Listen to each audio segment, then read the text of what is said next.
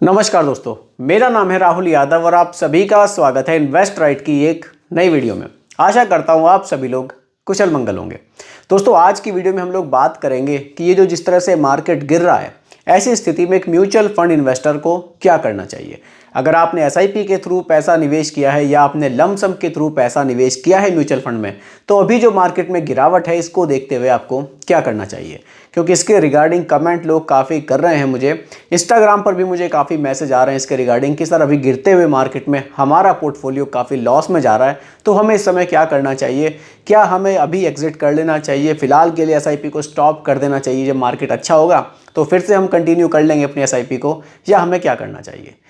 तो डिटेल में डिस्कस करेंगे। वीडियो है आपके लिए बहुत ही ज़्यादा इन्फॉर्मेटिव, बहुत ही ध्यान से देखिएगा और समझिएगा, क्योंकि यहाँ की एक चीज़ मैं आप सभी को समझाऊंगा बिल्कुल सिंपल भाषा में। देखिए, आज की डेट में रिटेल इन्वेस्टर सबसे ज़्यादा परेशान है इस गिरते हुए मार्केट को देखकर। लेकिन अगर आप एक स्मार्ट इन्वेस्टर बनना चाहते हैं, ये जो गिरता हुआ मार्केट होता है ना, ये आप एक मौके की तरह इसको देखेंगे। लेकिन देखिए, मार्केट लगातार गिर रहा है। अब ऐसी स्थिति में अगर आप इन्वेस्टमेंट करना चाहते हैं, पहले उसको समझिए कि आप कैसे कर सकते हैं। देखिए, एक साथ बहुत सारा पैसा निवेश करना तो ठीक नहीं रहेगा। अगर आप इस समय इन्वेस्ट करना ही चाहते हैं, आपको लग रहा है कि यहाँ अच्छा मौका है निवेश करने का, तो आप थोड़ा थोड़ा सा पैसा निवेश करते हुए चलिए। जैसे थोड़ा सा करेक्शन मार्केट में आया, आप कुछ पैसा निवेश कर दीजिए। थोड़ा सा करेक्शन फिर से आया, आप फिर से कुछ पैसा इन्वेस्ट कर दीजिए। इस तरह से आप इन्वेस्ट कर सकते हैं।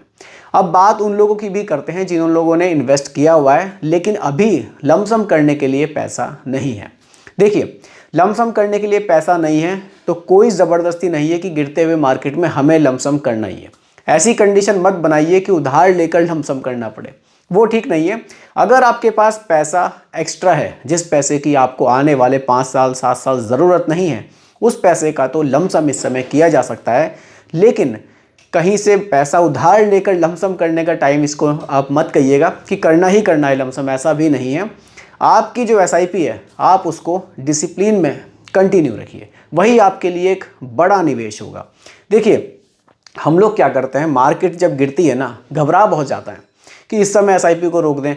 इस समय अगर आप एसआईपी को रोक देंगे तो आपको बहुत बड़ा लॉस हो सकता है। कैसे हो सकता है? देखिए, हम लोग जब एसआईपी के थ्रू निवेश करते हैं, हमें हर महीने कुछ यूनिट्स अलॉट होती हैं।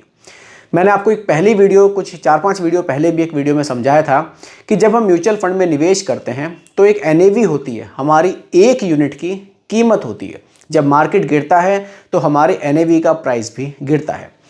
उस समय पे क्या होगा, हमारा निवेश उतना ही रहेगा लेकिन एनएवी हमें कम रेट पर मिलेगी, यानी कि यूनिट्स हमें ज़्यादा मिल जाएंगी।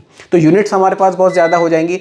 जब मार्केट बढ़ेगा तो हमारे एनएवी का प्राइस भी बढ़ेगा, यानी कि जितने यूनिट्स हमारे पास हैं उन सभी का प्राइस बढ़ जाएगा। तो इस तरह से हमें लॉन्ग टाइम में ज़्यादा फायदा हो सकता है।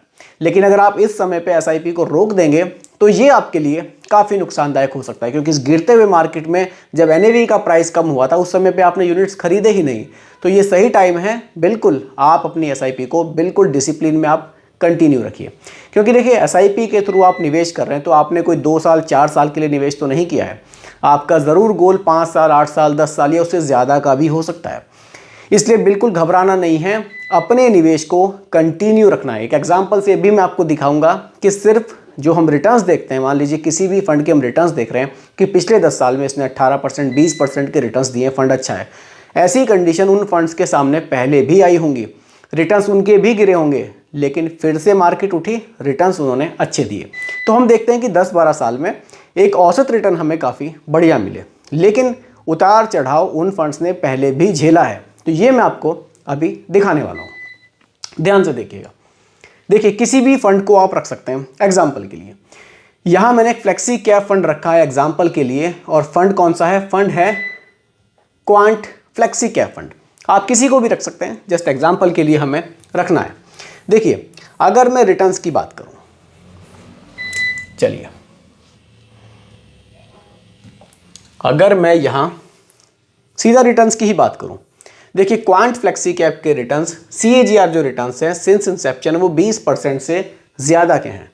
पिछले 10 साल में 20% से ज़्यादा के हैं। 20.18% के रिटर्न्स हम क्वांट फ्लेक्सी कैप से देख रहे हैं कि इसने पिछले 10 साल में हमें दिए हैं। हमें देखकर लगता है कि वाकई रिटर्न्स अच्छे हैं, लेकिन ये जो डाउन मार्केट परफॉर्मेंस है ये इस फंड के सामने भी आई होगी, इसने भी फेस किया होगा, वो मैं आपको दिखाता हूँ। देखिए डाउन मार्केट परफॉर्मेंस 30 अक्टूबर 2019 से 31 अक्टूबर 2024 का मैं आपको ये डिटेल दिखा रहा हूँ कि इन 5 सालों में कैसी कंडीशन रही है।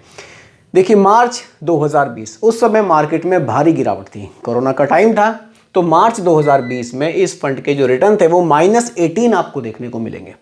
अक्टूबर 2024 -8, फरवरी 2022 -7, फरवरी 2020 -7, मई 2022 -5.55।